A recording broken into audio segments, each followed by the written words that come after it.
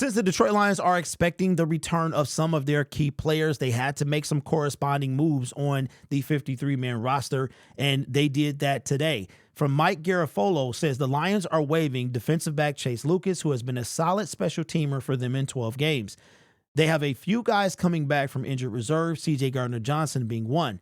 So they need roster flexibility. They hope to add Lucas to the practice squad if he clears waivers. And this is the second time this season that has happened. He was actually waived earlier in the season, and he was picked up. And these couple of times that he's been waived so far, there's not been a team that has claimed him off waivers. So with that being said, the Detroit Lions also waived Trevor Nowaski, who is the guy that they bumped up to the 53-man roster a few weeks ago because a team was trying to poach him from their practice squad. So in lieu of that happening, is CJ Gardner-Johnson going to be back this week? Well, the answer is no.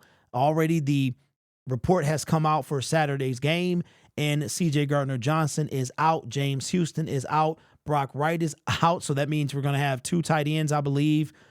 We've got Sam Laporta and James Mitchell. I think we have one on the practice squad as well. And the one that's kind of catching everyone's attention is Cam Sutton, who is questionable. Now, remember, questionable is better than doubtful. Now, it is possible Cam can be downgraded to doubtful the closer we get to the game, but right now he is questionable. There have been a lot of people on this list that are questionable that wind up playing, but the good news is that's 4 people. 2 of them were on IR, and 2 of them are new to the injury report this week. But no issue with Kirby Joseph and no issue with David Montgomery or any other player.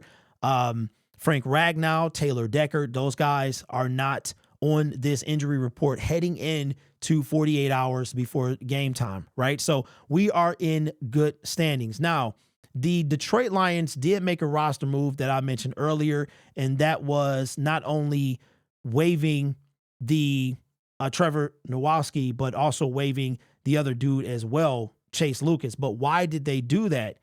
And I think, oh, here it is right here. I had to find it. So they waived Chase Lucas and linebacker Trevor Nowaski, and they activated Jason Kabinda from the injured reserve. So he is effectively back to the 53-man roster. That's what that means, because his 21-day window opened quite a while ago. They had to make sure that they got him on the active roster before it was too late, and they had to make a move to put him on the shelf. But that leaves one roster spot available, and I want to give a shout out to Lucky Belafonte in the comment section during my video, and I was wondering what they were going to do with that last practice squad roster spot. Did that mean they were going to bring Bruce Irvin to the 53-man roster because they have to decide what they're going to do there, or would they be bringing an outside guy in, a Jason Pierre-Paul, a Justin Houston, somebody like that, maybe even a cornerback with the new injury to Cam Sutton. But he brought out that that spot is probably for Michael Badgley, and I forgot totally about that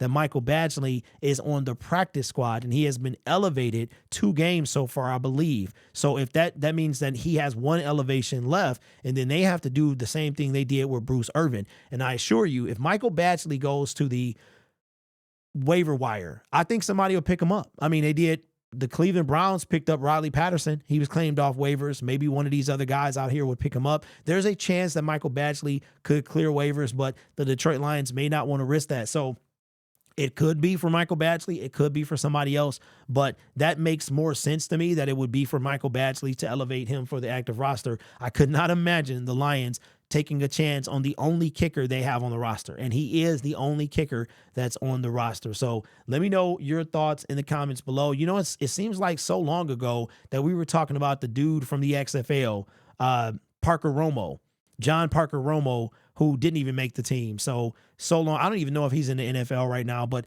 that is your roster update for the game on Saturday.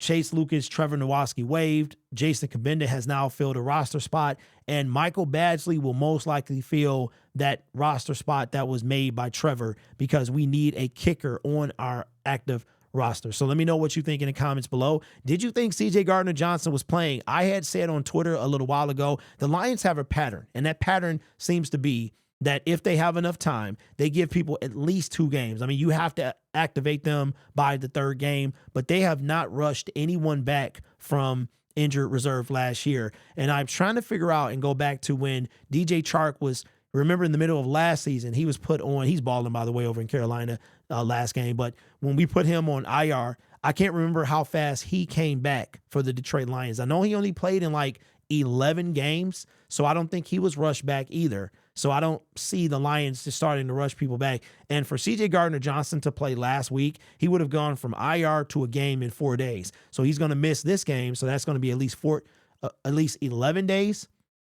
right before he plays. And we'll probably see him at home against the Minnesota Vikings, who are starting a new quarterback, which is funny to me. But anyway, it's kind of funny that CJ Gardner-Johnson got hurt at home. He's going to come back at home and then play at home again in that first playoff game. So let me know your thoughts in the comments below. You guys are awesome. Take care of yourself and each other. And as always, go Lions.